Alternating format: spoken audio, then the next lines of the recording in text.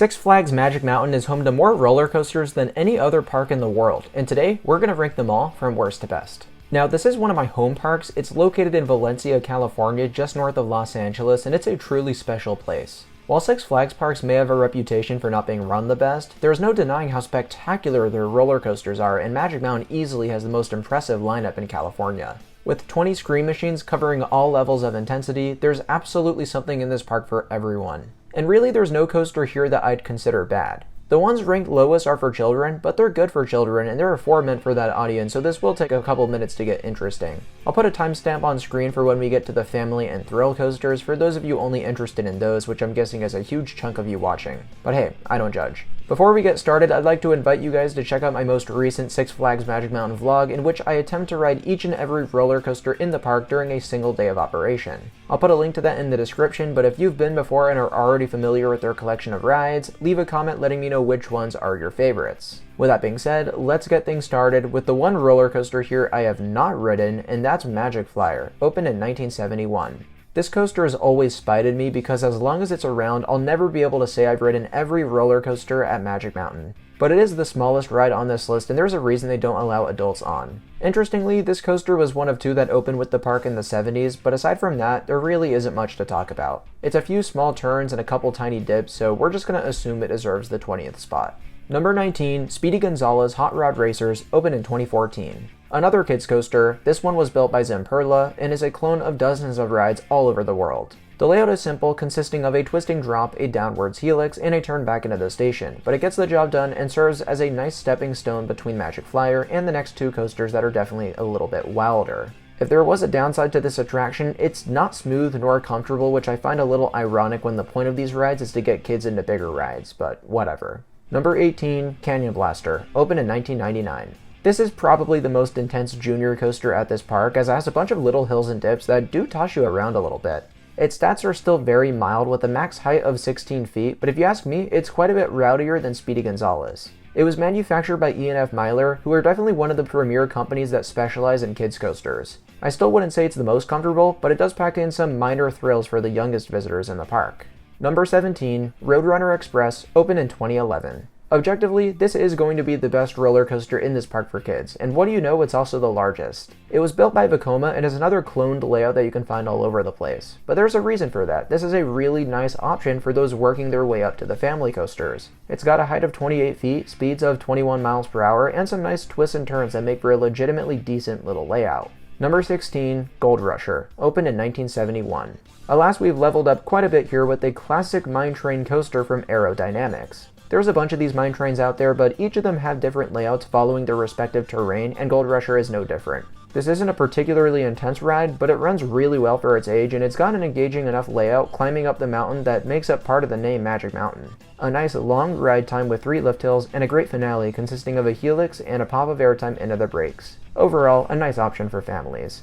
Number 15, New Revolution, opened in 1976. One of the park's more historical attractions, Revolution debuted as the world's first modern looping coaster. As one might expect, it's just got the one inversion, but it's got some nice force to it and it's riding great for its age. The reason they call it New Revolution these days is because in 2016 they swapped out the trains for newer ones that only feature a lap bar. I never rode this coaster in its original form, but from what I hear, it's much more comfortable than it used to be. And honestly, it's smoother than a lot of modern coasters being built these days. It's still not super intense, but the swooping drops and terrain interaction are great, and I think it's worth doing if you have the time. Number 14, Ninja, opened in 1988. When someone asks me what my favorite family coaster is at this park, it's this without hesitation. Heck, it came within inches of our first thrill coaster on this list, which for a ride that opened in the 80s is really quite impressive. Like Revolution, Ninja is still running super smooth and is a unique type of attraction that you can't find at too many parks these days. This is what we call a suspended coaster, where riders are positioned underneath the track and also swing side to side. If this sounds intimidating, not to worry, it's still a family coaster at the end of the day, definitely teetering on that thrill level, but I doubt it'll be too much for that many people. As someone who comes for the big coasters at Magic Mountain, I don't often make time for Ninja, but when I do get around to it, I'm always pleasantly surprised by how much I like it. Number 13, Goliath, opened in 2000. One of the park's tallest, fastest, and smoothest roller coasters is this monolith of a hypercoaster that's definitely very popular with the public. Those of you who aren't coaster enthusiasts are probably wondering why I ranked it so low, and I'll tell you why. It's the layout and the pacing. Starting with the former, all of the drops on this coaster are way too shallow to offer much airtime, and even the more traditional hills are too elongated to do much for me.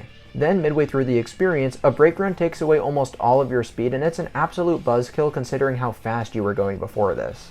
Now, a great way this ride compensates is by offering a nice front row experience due to how intense the speed feels on your body. But I just think it's a little disappointing how the only way I can enjoy this ride is by sitting in a singular row. Anywhere else, it's a complete waste of time in my opinion. However, you might have a completely different opinion as me, and that's okay. Now is probably a great time to mention that these rankings are absolutely going to fluctuate depending on the person, and that's especially important to note going into the number 12 spot. This is Scream, opened in 2003. On the contrary to Goliath, this is a coaster that I think the general public likes okay, but coaster enthusiasts tear it to shreds. They say the layout is uninspired, that it's a rough ride, and that its setting is ugly. Now I'll agree that the parking lot isn't the most appealing setting, but the other two things I don't really get at all. I think it's got a great fun layout with 7 forceful inversions, and I've been riding Scream for years. I don't think I can ever recall a time where it was super rough. It's definitely got a bit of a rattly vibration to it, but nothing worse than a lot of coasters this big will have. So as far as I'm concerned, Scream is an unfairly disliked attraction. I still won't go out of my way to experience it like the following coasters on this list, but it's a good time whenever I do ride.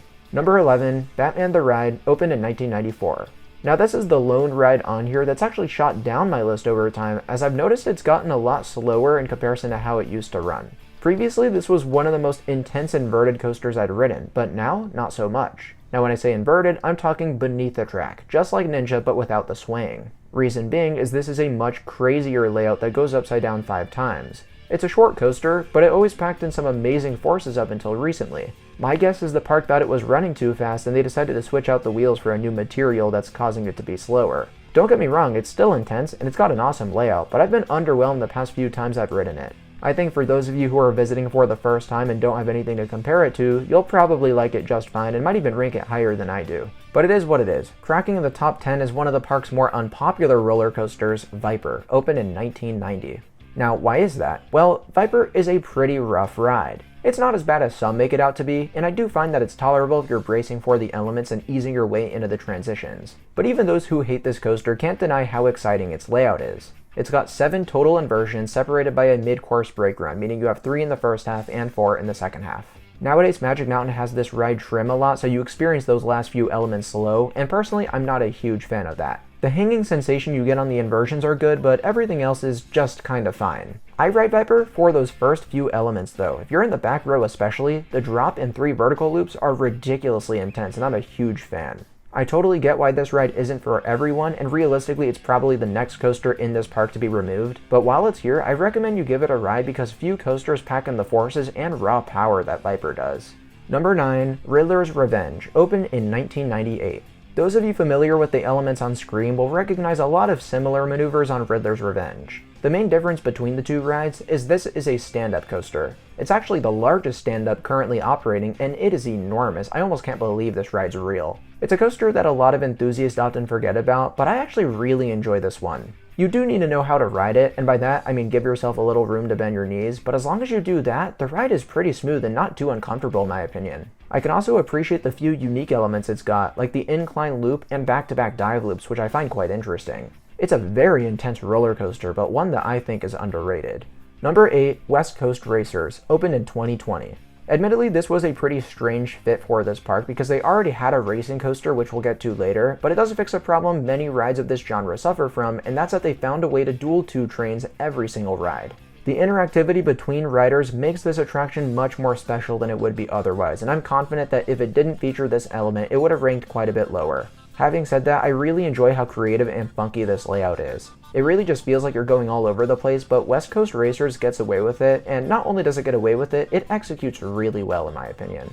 Number 7, Full Throttle, opened in 2013. One of the first coasters you see upon entering Magic Mountain holds the record for having the tallest vertical loop in North America. It's a disappointingly short experience, but I appreciate Full Throttle for packing in so much quality in its 2,200 feet of track. The first launch and subsequent loop are 2 excellent moments that make for a great start to this ride. But I can also appreciate the rather quirky stuff in the second half. There's a backward swing launch, a top hat over the same loop as earlier, and an intense final drop into the brake run. It's also got to be one of the smoothest coasters in the park and maybe just in general. Always a fun time on full throttle, and be sure to ride it early as it tends to get one of the longest lines in the park. Number 6, Superman Escape from Krypton, opened in 1997. I remember coming to the park for my first time in 2015 and being absolutely terrified of this attraction's height. It stands 415 feet tall, technically making it the third tallest coaster in the world, although riders don't actually reach the 400-foot mark.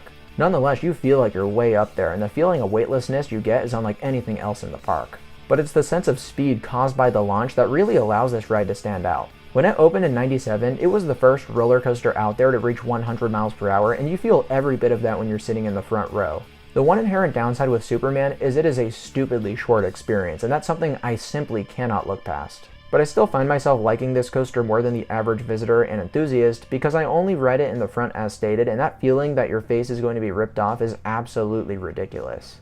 Number 5, Apocalypse, opened in 2009. One of the most underrated rides in the park, Apocalypse is Six Flags Magic Mountain's lone wooden roller coaster, and it delivers from beginning to end. And I don't just mean the layout, even in the queue line, this ride has some amazing theming that is unlike anything you'd come to expect from Six Flags. But on top of that, it is a truly fantastic layout with so many rapid-fire elements and transitions. Stat-wise, it doesn't even reach 100 feet tall, but it's about what it does with that height that matters so much more in my opinion. From recent experiences, I wouldn't call it too rough either. In my eyes, it's actually how a wooden coaster should ride, not too smooth without beating you to a pulp. If it's your first time to this park, don't overlook this epic ride. Number 4, Wonder Woman Flight of Courage, opened in 2022. The newest roller coaster to open at the park, Wonder Woman is a bit different from the rest as it's the first time we've seen that single rail design here. This means you're riding all on your own and straddling the center of the track, which is a pretty unique sensation. But to me, it's all about the layout on this ride, and it's a great one.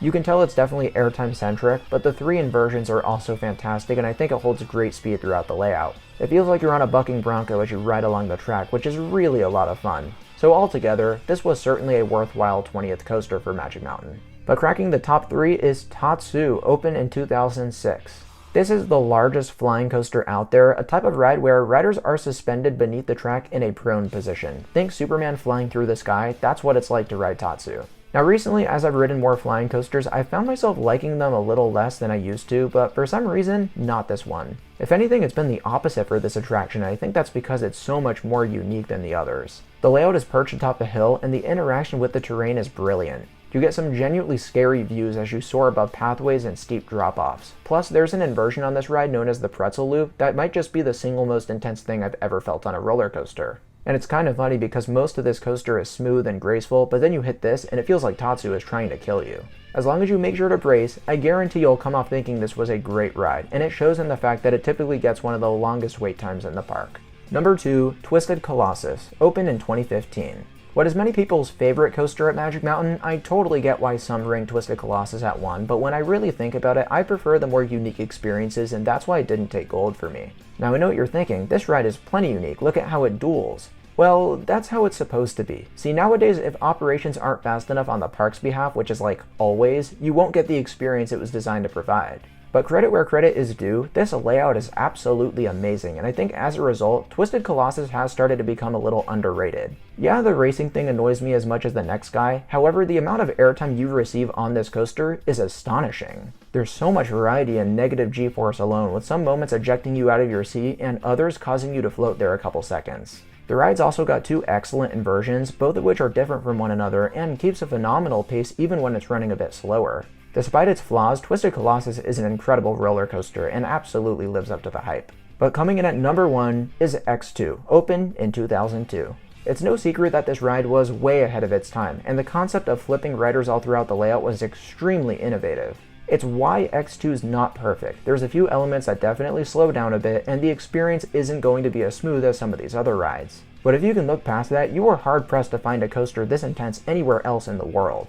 The first drop forces you to stare straight down at the ground from 200 feet high, and it is just demented. Following this are many high-speed elements and drops with all sorts of crazy flips and rotations. I have so much respect for the designers who really went all out on this attraction. It was the result in the manufacturer Aerodynamics going bankrupt, and this is not some rinky-dink manufacturer. This is one of the most famous and revolutionary companies to ever hit the amusement industry. I'll say, they sure did go out with a bang, and that's reason enough as to why X2 holds such a special place in the park's history. But with that, we have all 20 roller coasters at Six Flags Magic Mountain ranked from worst to best. If you enjoyed this video, please be sure to give it a like and subscribe to Coaster Dash for more content like this in the future. Also, check out my new merchandise store and second channel, Travel Dash, in the description. Thank you all so much for watching, and I'll see you very soon. Bye guys.